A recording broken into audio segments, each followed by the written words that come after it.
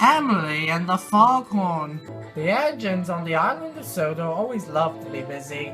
Getting jobs done every hour on the hour makes them feel really useful and pleases Sir Topham Hatt, the head of the railway. But sometimes there are jobs that some engines may shy away from wanting to get assigned. Late one night at Tidmouth Sheds, Sir Topham Hatt came to visit these engines.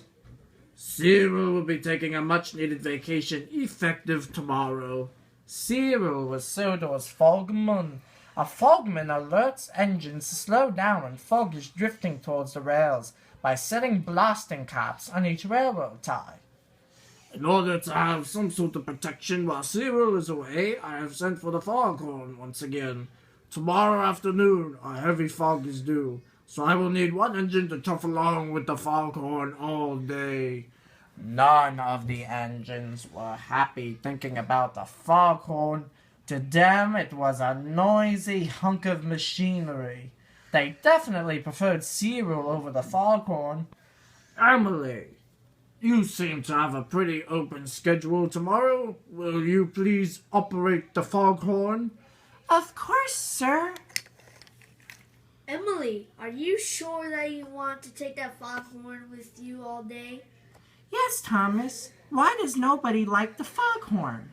Emily hadn't arrived on Sodor yet when the Foghorn first caused trouble for the engines. Perhaps Emily would like the foghorn.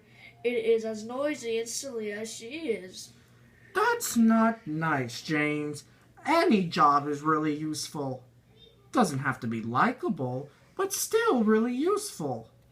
Emily was very curious about why the engines couldn't stand the Foghorn and was ready to find out why the next day.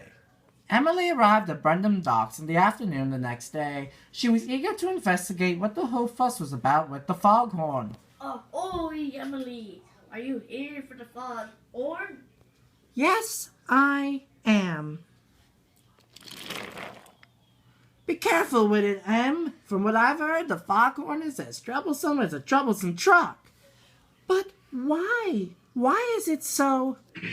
Don't worry me, hearties. Just testing it. Emily and Porter couldn't believe how loud the Foghorn was. It shook as it made its alarming noise. It even made Cranky jolts. Ah, not that thing again. And then it stopped. Arg! You certainly can't say an engine won't hear that from a mile away. Now, Emily wasn't so sure she wanted to be the guide engine for the Foghorn during the rest of the day. It was noisy, cumbersome, and no engine liked it. But she had to follow Sir Topham Hatt's orders.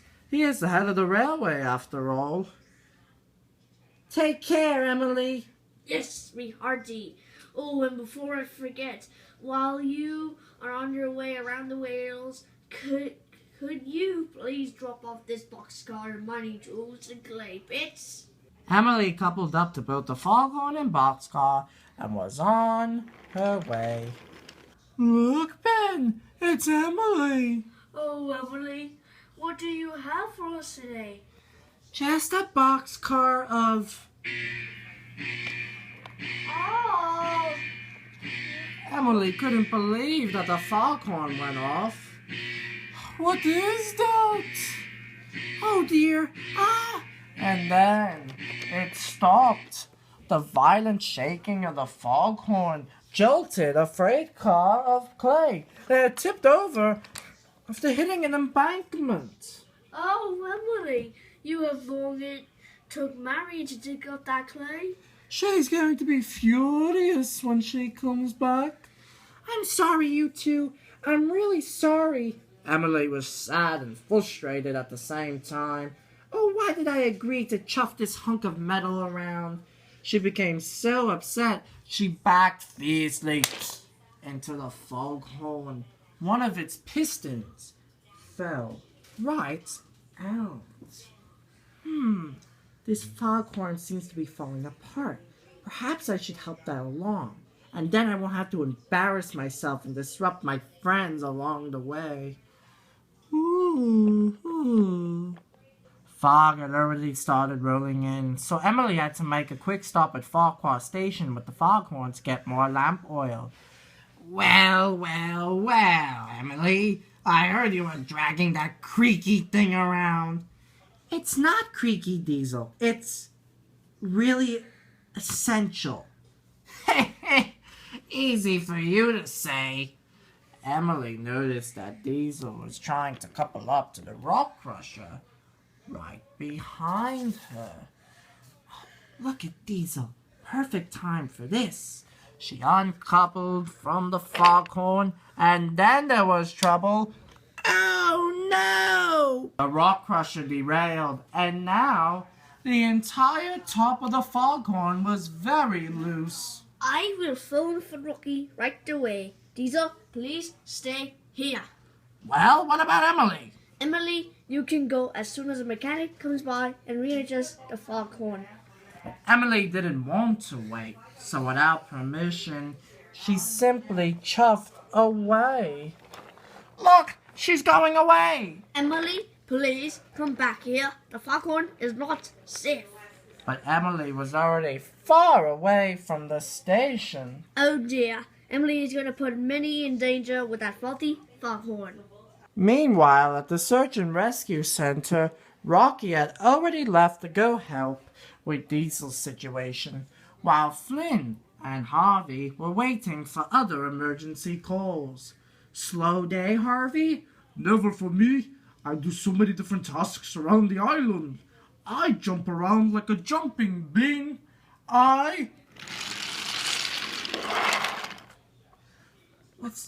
Was that Emily?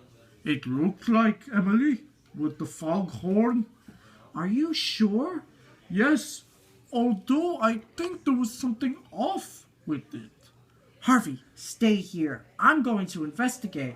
But then I'm alone for emergency.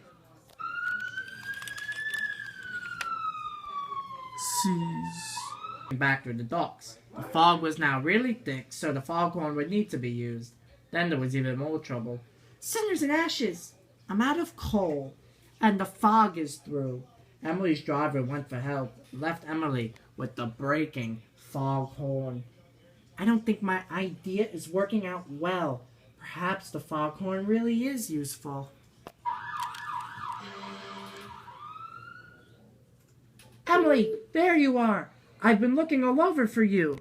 Why, Flynn? Because the foghorn is quite broken. Don't you see?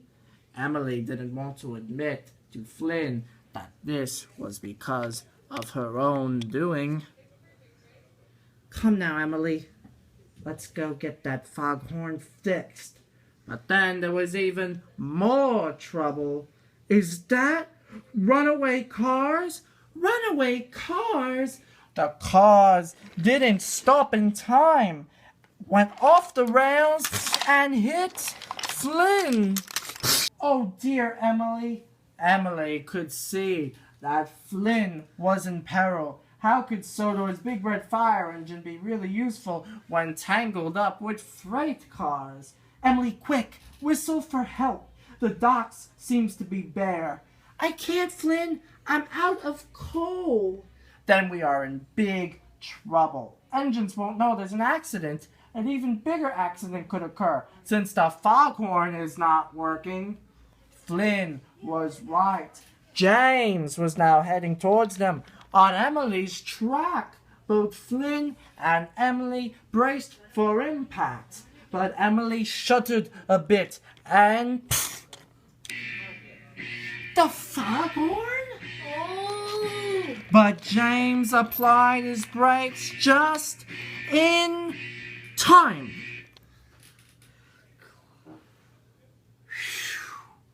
That was close. Quite close. Oh, and I see you both found my cars. When the fog lifted early the next morning, Sir Topham Hatt came to assess the damage. Flynn will need some repairs. I will be sending him to crew. I hope Belle will be able to take care of all the emergencies while I'm away. Don't worry about fires for now, Flynn. Seems like we have a runaway cars problem here on Sodor. Quiet. Now, James, how did this happen? Well, you see, sir, the fog was thick. But clearly, Emily was warning everyone about the fog with the foghorn, correct? And Emily, before I forget, why is the foghorn broken? Because I was silly and underestimated how useful it truly is. This accident could have been prevented if I decided to let my feelings set aside and let the foghorn be used. I let everyone else influence me, and my friend here got hurt in the end.